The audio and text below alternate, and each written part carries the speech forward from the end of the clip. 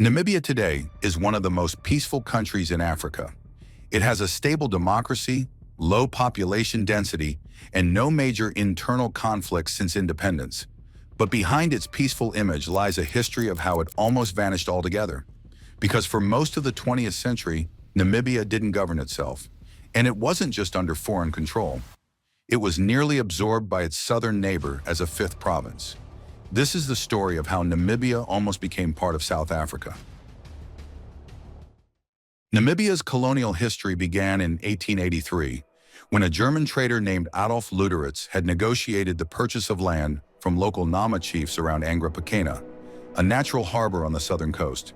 He promised protection and trade, but what seemed like a commercial agreement quickly became a political takeover.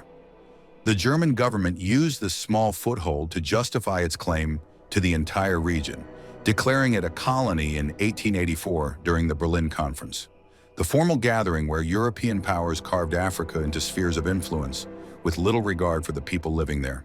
Germany, a newly unified empire eager to join the race for colonies, named it German Southwest Africa.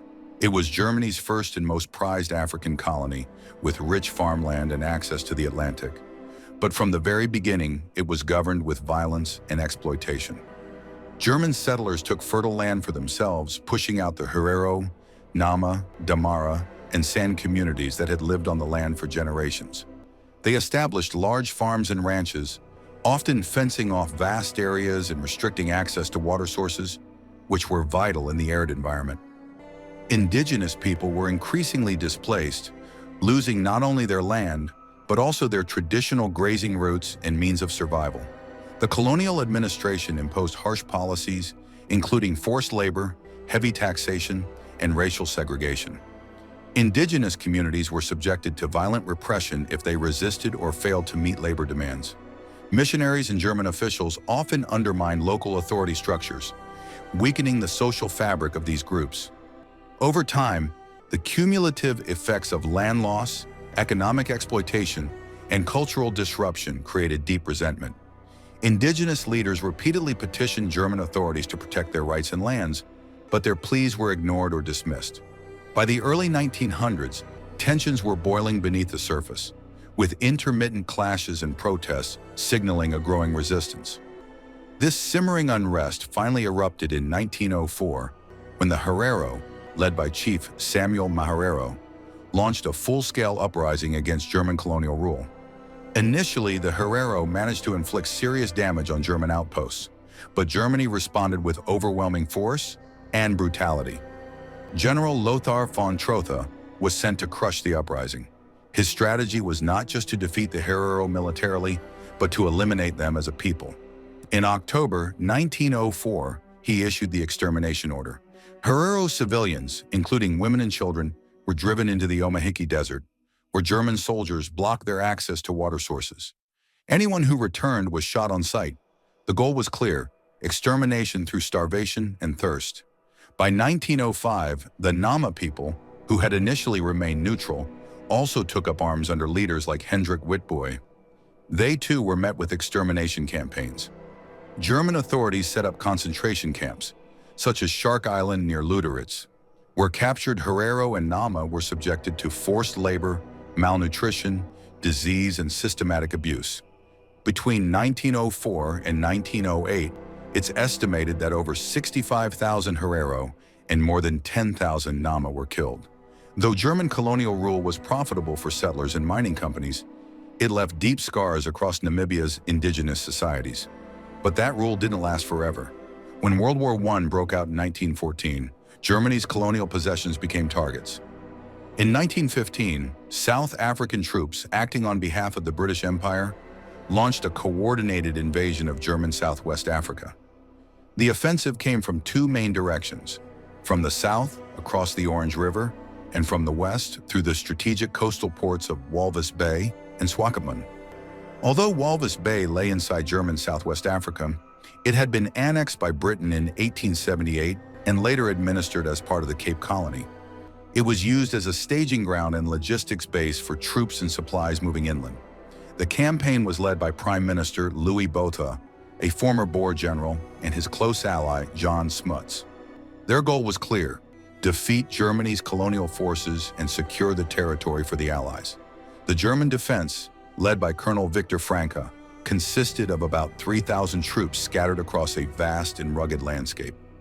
Knowing they were outnumbered and outgunned, the Germans adopted a delaying strategy.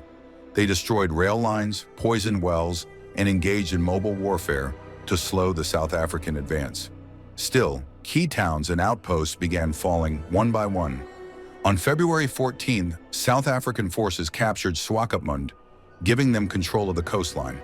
Meanwhile, another column advanced inland through Luderitz, capturing southern positions and pushing north toward Keetmanshoop, which fell in early April. Then on May 26th, at the Battle of Gibeon, South African troops intercepted a German train convoy and launched a surprise attack.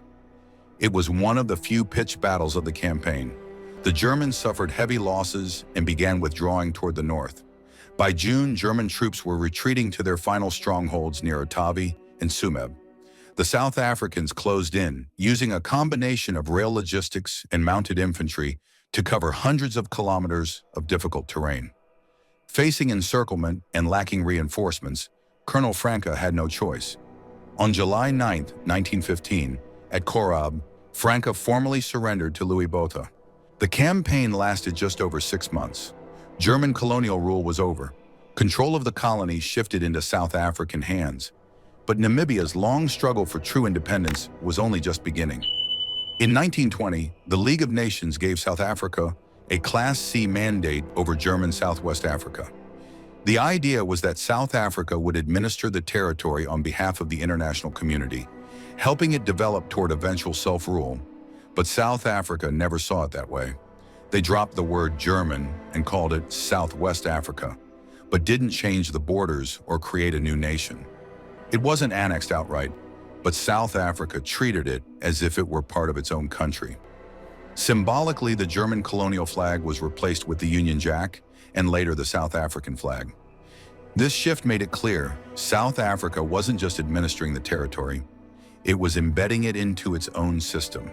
It imposed its laws, encouraged white South African farmers to move in, and gave the local white population disproportionate power. The indigenous population was excluded from any political rights. South Africa refused to allow international oversight of the mandate and steadily integrated the territory into its economic and legal systems. In 1948, South Africa elected the National Party, which implemented full apartheid, a system of racial segregation and white minority rule. I made a video covering what really happened during apartheid. The link will be down in the description. Southwest Africa was no exception. They extended the apartheid regime almost immediately. Indigenous communities of Southwest Africa were denied citizenship, forced into racially segregated areas, and required to carry passbooks. The territory was divided into ethnic homelands under the policy of separate development, and black communities were subjected to forced removals. By the late 1950s and into the early 60s, Southwest Africa was governed just like the rest of apartheid South Africa. But unlike the provinces, it wasn't represented in parliament. It had no self-rule and no legal pathway to independence. It was being absorbed in all but name. In 1960, a group of exiled Southwest Africans formed the Southwest Africa People's Organization, or short for SWAPO. Its goal was to liberate Southwest Africa from South African rule and build an independent democratic state. Around that time, many in the liberation movement began calling the country Namibia, a name derived from the Namib Desert. The term was first popularized by SWAPO and other anti-colonial leaders to reject the colonial name Southwest Africa and to assert a future independent identity. By the mid-1960s, the name Namibia was being used widely in United Nations debates, diplomatic circles, and international solidarity movements. In 1968, the UN General Assembly formally adopted the name Namibia, symbolically recognizing the territory's right to self-determination. But it was not recognized by the international community. Meanwhile, SWAPO continued its push for independence. At first, the group focused on diplomacy, lobbying the United Nations, and submitting petitions. But in 1966, after years of being ignored, SWAPO launched an armed insurgency. Its military wing, the People's Liberation Army of Namibia, or short for PLAN, began attacking South African military outposts along the northern border. That same year, the United Nations General Assembly revoked South Africa's mandate and declared its continued occupation of Namibia illegal. The first time the UN had stripped a country of a League of Nations mandate. It also passed a resolution recognizing the Namibian people's right to independence under SWAPO's leadership. But South Africa outright rejected the ruling. It refused to withdraw and treated it as meaningless. Instead, the apartheid regime escalated its repression. Thousands of activists were arrested, tortured, or disappeared. Entire villages suspected of harboring SWAPO fighters were bombed or burned to the ground. A brutal counterinsurgency campaign began, one that would last for decades and spill over into other southern African countries. Throughout the 1970s and 1980s, Namibia's liberation struggle became part of the larger Cold War battlefield. SWAPO received support from the Soviet Union, East Germany, Cuba, Angola, Zambia, and Tanzania, while apartheid South Africa aligned with the West, including indirect backing from the United States and Israel. After gaining independence in 1964, Zambia became one of SWAPO's most loyal allies. President Kenneth Kaunda allowed SWAPO to operate political offices and military training camps on Zambian soil, especially near the Caprivi Strip. Tanzania, under Julius Nyerere, did the same. Both countries served as vital rear bases for recruitment, logistics, and diplomacy. But this support came at a cost. South African forces regularly launched cross-border attacks, bombing suspected camps in Zambia. The constant raids disrupted life in border regions, destroying homes and forcing civilians to flee. Yet both countries remained committed to Namibia's liberation, despite the heavy toll on their own security and economies. At the same time, Namibia's war for independence became deeply entangled with the Angolan Civil War, which broke out in 1975 after Portugal's withdrawal. The war pitted the Soviet and Cuban-backed MPLA, which stands for the Popular Movement for the Liberation of Angola, against the US and South African-backed UNITA, which stands for the National Union for the Total Independence of Angola. Since SWAPO aligned with the MPLA, it was granted bases in southern Angola. In response, South Africa invaded Angola repeatedly, trying to destroy those camps and support UNITA. The war reached its climax with the Battle of Cuito-Cuanavale between 1987 and 1988. This was not just a battle over a remote Angolan town. It was a test of power between apartheid South Africa and a coalition of Cuban, Angolan, and SWAPO forces. South Africa's military had long enjoyed a reputation of dominance in the region, but at Cuito-Cuanavale, they failed to achieve a decisive victory.